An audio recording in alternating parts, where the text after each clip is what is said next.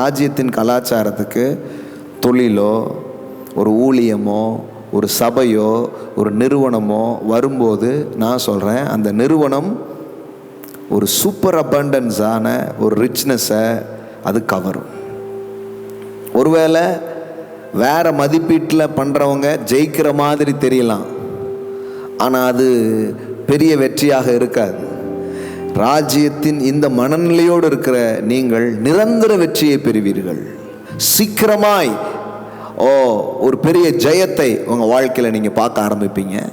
உங்கள் கையில் மிகப்பெரிய ஒரு வெல்த்தை கர்த்தர் கொடுப்பார்.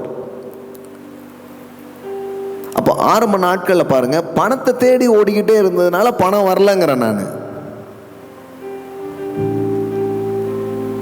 ஆனால் பணம் முக்கியம் இல்லை என்றோ பணம் தேவையில்லை என்றோ ஒரு நாள் யோசித்தது கிடையாது. அதையெல்லாம் தேவன் எனக்கு தருவார், இப்போ எனக்கு முன்னாடி ஒரு வேலை இருக்குது, அதை நான் செய்ய போகிறேன் அப்படின்னு போகும்போது இது பின்னாடி வந்துடுச்சு. ஒரு பிஸ்னஸை, ஒரு வேலையை, ஒரு முடிவுகளை நீங்கள் எடுக்கும்போது நீங்கள் ராஜ்யத்தின் கலாச்சாரத்தில் இருந்தும் அதனுடைய மதிப்பீட்டில் இருந்தும் நீங்கள் எடுத்து பாருங்கள், செஞ்சு பாருங்கள்.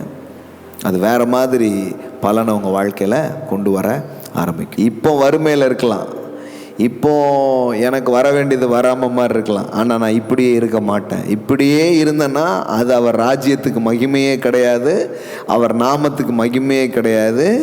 என்னை மகிமைப்படுத்துறதுக்காக தான் அழைச்சிருக்கிறாரு, என்னை மகிமைப்படுத்தியே தீருவார்.